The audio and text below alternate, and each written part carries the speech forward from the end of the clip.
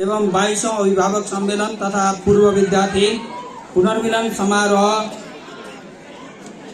का सभापति महोदय, कार्यक्रम का प्रमुख अतिथिज्यू, विशिष्ट अतिथिज्यू, विशेष अतिथिज्यूहरू, आज म यस विद्यालयको 81 माघ 5 गतेदेखि 82 माघ 5 सम्मका विद्यालयका शैक्षिक, भौतिक, आर्थिक गतिविधिलाई समेटेर तयार गरिएको विद्यालय प्रतिवेदन वाचन गर्न चाहन्छु।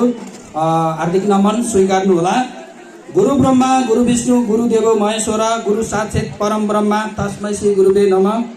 यस विद्यालयको 65औं वार्षिक उत्सव तथा 16औं आजीवन सदस्य भेला एवं 22औं अभिभावक सम्मेलन तथा पूर्व विद्यार्थी पुनर्मिलन समारोहका सभापति महोदय, प्रमुख अतिथि लम्बू गाउँपालिका अध्यक्ष निमा ग्याल्देन शेर्पाज्यू, विशेष अतिथिज्यू, मञ्चमा आसीन अन्य अतिथिज्यूहरू, राजनीतिक दलका नेताज्यूहरू, विभिन्न विद्यालयबाट पाल्नुभएका प्रधानाध्यापकज्यूहरू, शिक्षक मित्रहरू, आमन्त्रित अभिभावकज्यूहरू, विभिन्न सङ्घ संस्थाका प्रतिनिधिज्यूहरू, विद्यालयका जग्गादाता तथा चन्दादाताज्यूहरू, व्यवस्थापन समितिका पदाधिकारीज्यूहरू, पूर्व व्यवस्थापन समितिका पदाधिकारीज्यूहरू, अभिभावक संघका पदाधिकारीज्यूहरू, पूर्व प्रधानाध्यापकज्यूहरू, पूर्व शिक्षकज्यूहरू, सञ्चारकर्मी मित्रहरू, सुरक्षा निकायका मित्रहरू, पूर्व विद्यार्थी साथै यस विद्यालय एवं अन्य विद्यालयबाट उपस्थित विद्यार्थी भाइ बहिनी एवं महिला तथा सज्जनवृन्द,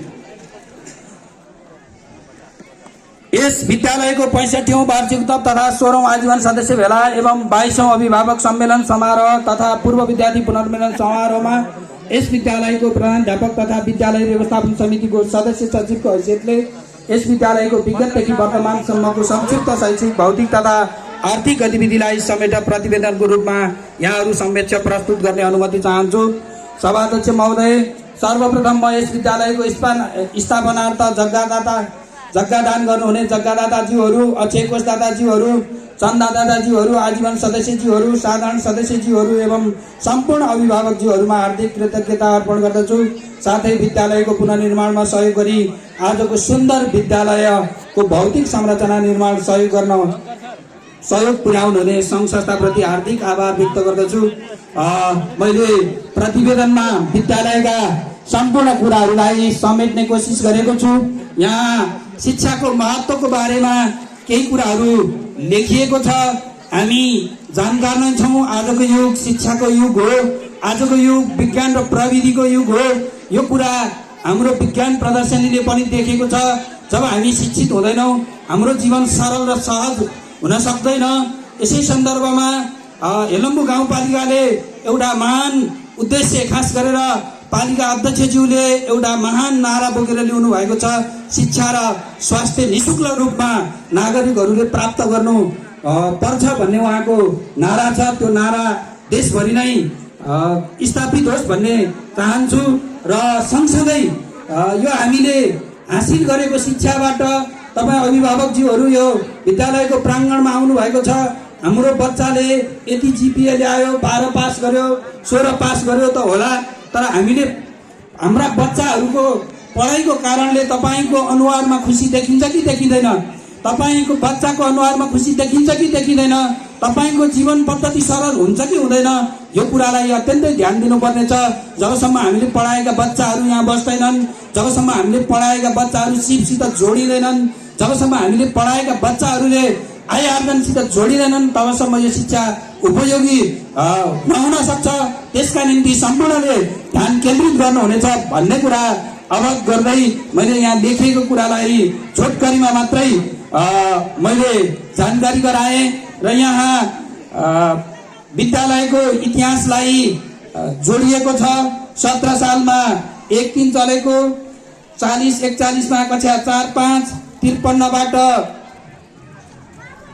निमावि सञ्चालन, 62बाट 9 र 10 मावि सञ्चालन, 69-3 को निर्णय अनुसार उच्च माध्यमिक सञ्चालन र अहिले 80 सालदेखि यो विद्यालयको 11 र 12 कक्षाका भाइ बहिनीहरू हेलम्बू गाउँपालिकाको एकीकृत सिकाइ केन्द्र चिनाउने घारीमा अध्ययन गरेको कुरा म अवगत गराउन चाहन्छु।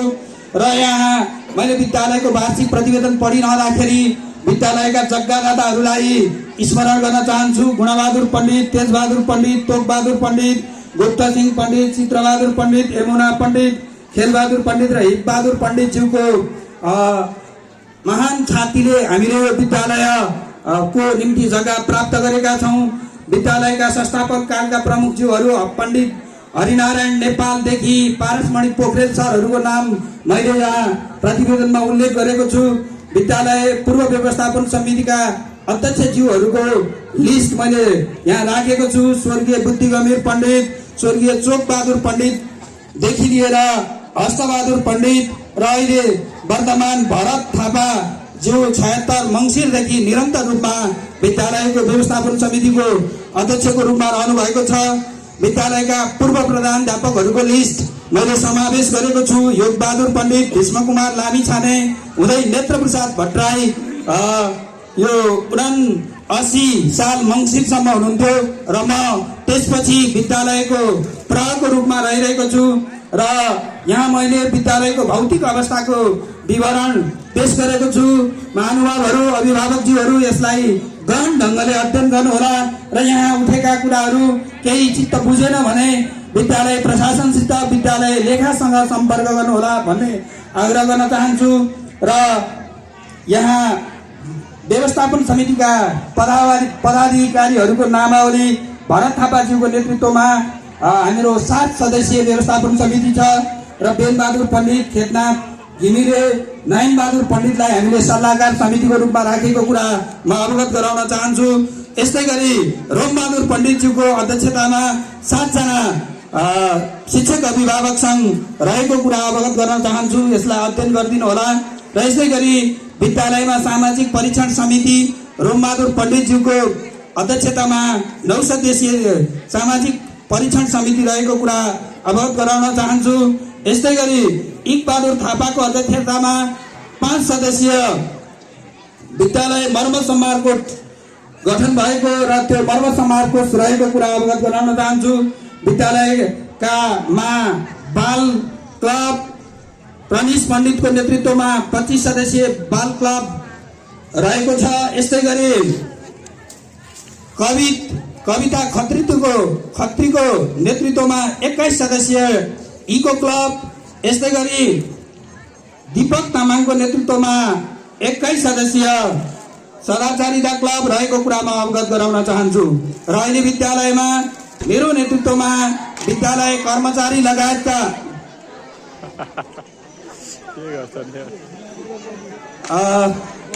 अनिल सर, राजकिशोर सर यो केही होइन भन्नुभएको छ। यो आत्तिहाल्नु पर्ने कुरा होइन।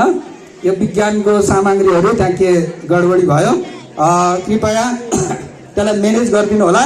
र हामी अहिले विद्यालयमा विद्यालय कर्मचारी, स्टाफ, विद्यालय नर्स लगायत 21 जना रहेको अवगत गराउन चाहन्छु। र विद्यालयमा विभिन्न शाखाहरू सक्रिय छन्। विद्यालय प्रशासन शाखा मेरो नेतृत्वमा टिकाबहादुर थापा सहायक प्रधानाध्यापक लगायत रेणु केसी होस्टेल वार्डेन गरेर विभिन्न प्रशासनिक शाखाहरू कामलाई चुस्त दुरुस्त बनाउनको निम्ति यो रहेको कुरा म अवगत गराउन चाहन्छु। र विद्यार्थी विवरण पेश गरेको छु मैले शैक्षिक गतिविधि अन्तर्गत। र अहिले विद्यालयमा 101 छात्र र 123 छात्रा गरेर 229 विद्यार्थी रहेको कुरा म अवगत गराउन चाहन्छु। विद्यार्थीको शैक्षिक विषयगत उपलब्धि 9-10 को, 6-8 को र 1-5 को मैले यहाँ समावेश गरेको छु, अध्ययन गर्नुहोला। यस्तै गरी गत वर्षको एसई परीक्षा र कक्षा 8 को थियरी परीक्षाको रिजल्टलाई मैले यहाँ समावेश गरेको छु। हामीले गत वर्ष एसईमा 21 जना विद्यार्थीहरूलाई समावेश गरेका थियौँ र ती 21 जना विद्यार्थीहरूमध्ये 18 जना अर्थात् 85.71 जना विद्यार्थीहरू हामी पास गर्न सफल भएका छौँ र 2 जना विद्यार्थी पूरक परीक्षामा पास हुनुभएको छ। यसो गरेर हामीले यो झन्डै 95% विद्यार्थीहरू पास गरेका छौँ र यसै पास गरे बापत हेलम्बु गाउँपालिकाले 7% विद्यार्थी पास गर्ने विद्यालयलाई 1 लाख र 70% भन्दा माथि पास गर्ने विद्यार्थीहरूलाई 50,000 पुरस्कृत गर्ने निर्णय अनुसार हाम्रो विद्यालय 50,000 आर्थिक सहयोग सहित पालिकाबाट पुरस्कृत भएको कुरा अवगत गराउन चाहन्छु। यसैगरी आधारभूत तह कक्षा 8 को परीक्षामा हामीले 10 जना विद्यार्थीहरू समावेश गरेका थियौं र 10 जना विद्यार्थी मध्ये 10 जना अर्थात् 100% विद्यार्थी हाम्रो विद्यालयले पास गरेको छ।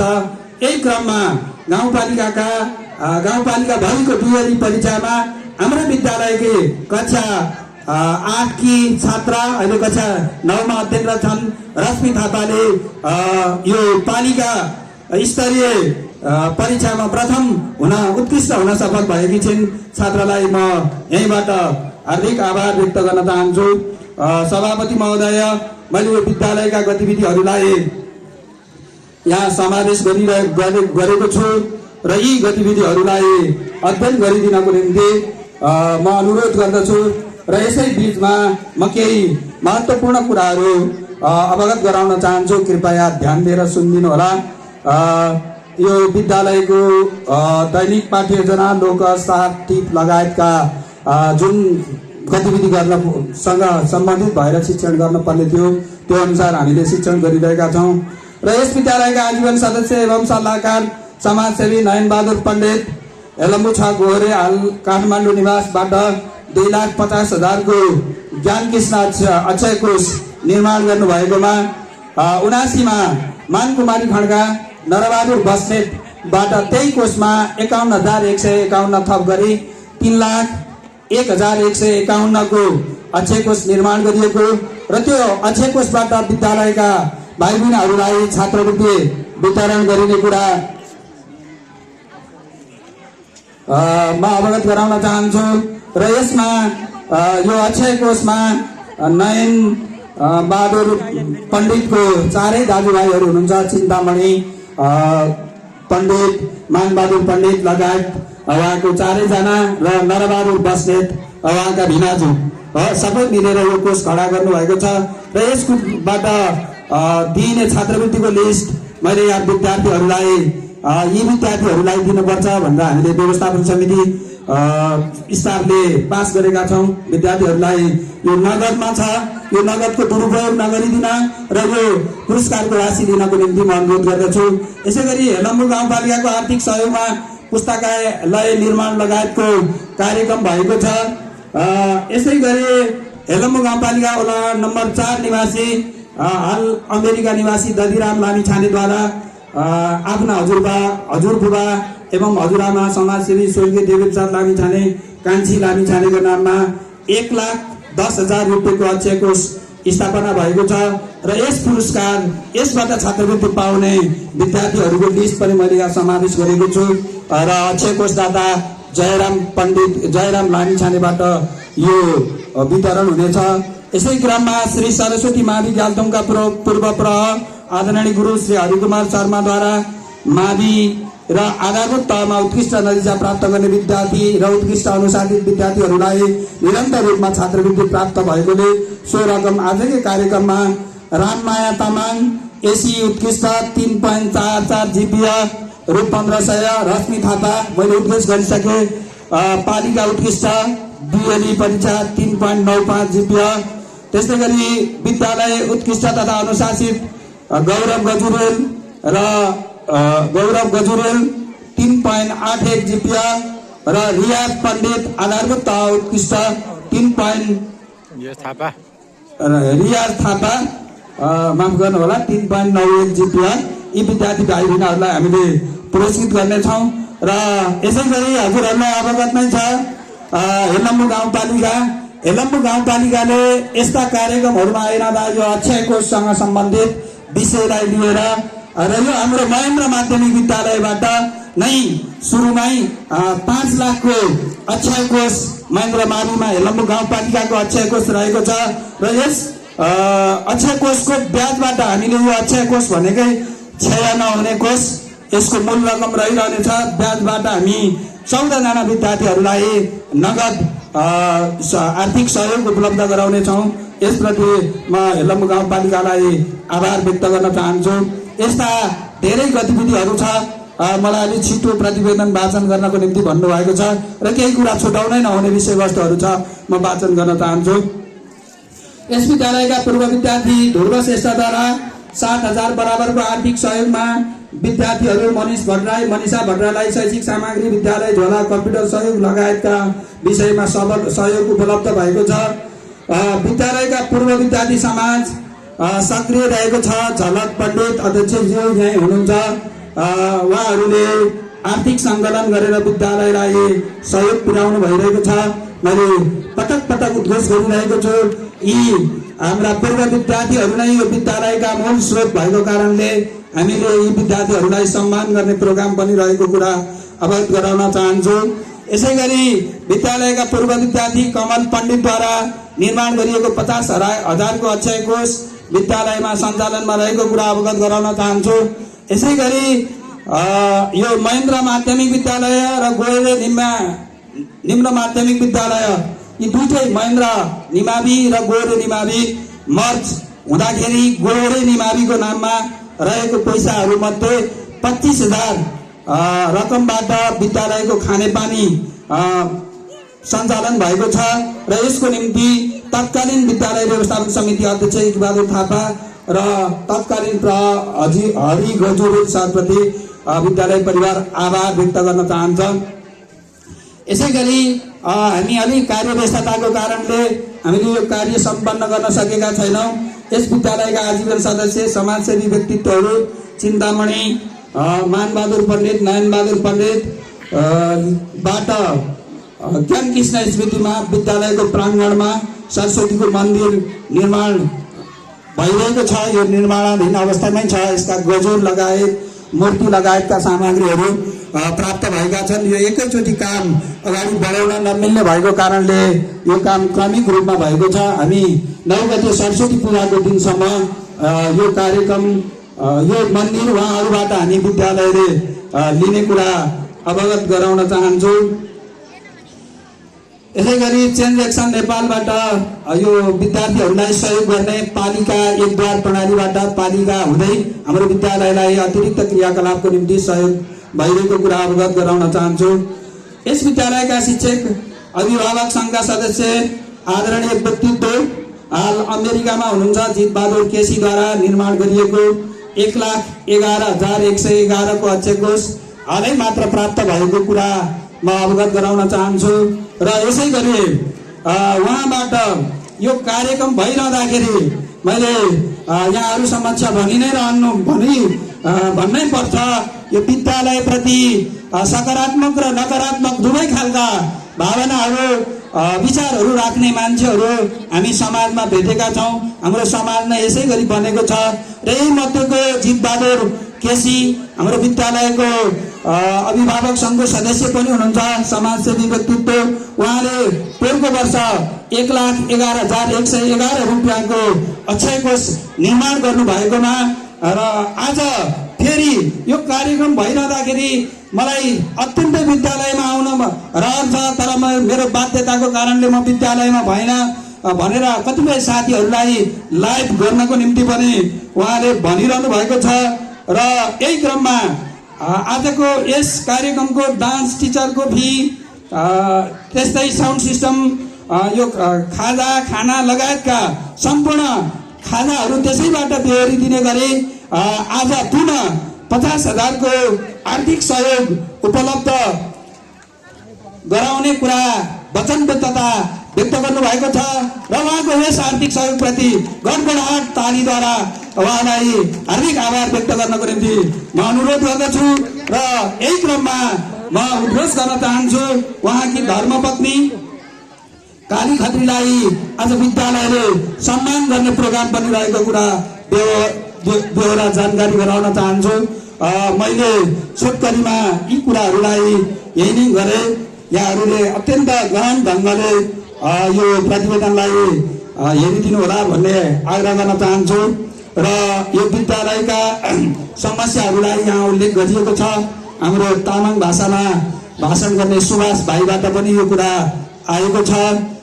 यी कुराहरूलाई मैले वाचन गर्न चाहेन र प्रस्तावित कार्यक्रम विद्यालयको आगामी गतिविधिहरू के हुन्छ भन्ने छ। यसमा हामी हाम्रा विद्यार्थीहरू अहिलेको माग अनुसार सबै विद्यार्थीहरूलाई छात्रावासमा राखेर अध्ययन गर्ने व्यवस्थाको निम्ति विद्यालयले योजना निर्माण गरेको छ र सँगसँगै विद्यालयका अतिथिज्यूहरू विशेष अतिथिज्यूहरू विद्यालयलाई माया गर्ने अभिभावकज्यूहरूप्रति यो विद्यालय बस अरू विद्यालयमा हुँदा महेन्द्र माविमा छैन, यो भइदियो हुन्थ्यो भन्ने विद्यालयका विद्यार्थीहरू र यो अभिभावकहरू ज्यूहरूको चासो रहेको छ र यसै गरी विद्यालयले यो विद्यालय अब हामीले हेर्दाखेरि म यो विद्यालयको प्रहको हैसियतले यहाँ उठेर हेरिरहँदाखेरि मलाई यही विद्यालय हेलम्बु गाउँपालिकाको केन्द्र हो भन्ने लाग्छ र यसो भइरहँदाखेरि यदि सिकाइ केन्द्र जुन ठाउँमा चलिरहेको छ त्यसलाई व्यवस्थित गर्ने क्रममा त्यहाँ छ, त्यहाँ ठिकै छ, हामीले यहाँबाट विद्यार्थीहरू त्यहीँ पठाएका छौँ र त्यहाँ रहँदाखेरि त्यो नै हाम्रो निम्ति उत्कृष्ट हो। यदि त्यो बाढीको कारणले त्यो अव्यवस्थित भयो भनेदेखि हाम्रो विद्यालयमा तिनटै +2हरूको सिकाइ केन्द्र यस विद्यालयमा चल्दै हुन्थ्यो भन्ने पनि हाम्रो आग्रह रहेको छ र हाम्रो यो मुख्य कुरा विद्यालयको आइसिटी व्यवस्थापनको लागि हेलम्बु गाउँपालिकाबाट प्रस्तावना आह्वान भएको थियो र त्यो प्रस्तावनामा हामीले प्रस्तावना पेश गरेका छौँ र त्यो के प्रस्तावनामा के हुन्छ भन्ने कुरा हाम्रो अध्यक्षज्यूले भन्नुहुन्छ भन्ने कुरा म अवगत गराउन चाहन्छु र अलिकति यो आर्थिक पाटोको कुरा मैले जोड्नै पर्छ किनभने यो विद्यालयको मेरुदण्ड भनेकै आर्थिक पाटो हो। विद्यालयमा हाल 29,64,000 आर्थिक यो बैंकमा अक्षय कोषको रूपमा र बैंक खातामा हाम्रो 29,64,081 रुपियाँ रहेको कुरा म अवगत गराउन चाहन्छु र यो चाहिँ असार मसान्तसम्मको सामाजिक लेखा परीक्षणबाट पास प्रतिवेदन हो र अहिले हाम्रो आम्दानीतर्फ विद्यालयको 1,70,79,842 रुपियाँ 56 पैसा यो आम्दानी रहेको छ भने यो बैंक ब्यालेन्स पनि त्यो खर्चमा नै राख्न पर्ने हुन्छ। अर्थात् हाम्रो विद्यालयमा 1,60,79,842 को आय व्यय विवरण आर्थिक कारोबार रहेको र 29,64,000 बैंक ब्यालेन्समा रहेको कुरा म अवगत गराउन चाहन्छु र यो आर्थिक कुरासँग जोडिएका केही कुराहरू छन् अथवा केही कुरा छ भने हाम्रो जयराम सर लेखा व्यवस्थापनको रूपमा हुनुहुन्छ, उहाँसँग यो कुराहरू सोध्न सकिन्छ भन्ने कुरा म आग्रह गर्न चाहन्छु। सभाध्यक्ष महोदय, यस विद्यालयको गतिविधिलाई यो सानो प्रतिवेदनमा समेटेर यो छोटो समयमा प्रस्तुत गर्ने जुन प्रयास गरियो यसमा विभिन्न कुराहरू छुटेका छन्। मैले यो उल्लेख गरिसकेँ सरस्वतीको मन्दिर निर्माणाधीन यहाँ आइरहेको छ। यो हामी 9 गते ज्ञान कृष्ण स्मृति कोषबाट विद्यालयले लिने कुरा मैले अवगत गराएँ र यो 65औं वार्षिक उत्सव 22औं अभिभावक सम्मेलन 16औं आजीवन सदस्य भेला जो तपाईहरू महत्त्वपूर्ण उपस्थिति हुनुभयो र यो उपस्थिति अलिकति कमजोर हो भन्ने पनि मलाई लाग्छ। यो लोसरको विधा र लामो विधाको कारणले पनि हुन सक्छ। यद्यपि यो कार्यक्रम भव्य भएको कुरा मैले महसुस भएको छु र गणगणाल रूपले यो प्रतिवेदन पास गरिदिनु हुनेछ भन्ने आग्रह गर्दै म यो प्रतिवेदन यही अन्त्य गर्दछु। धन्यवाद।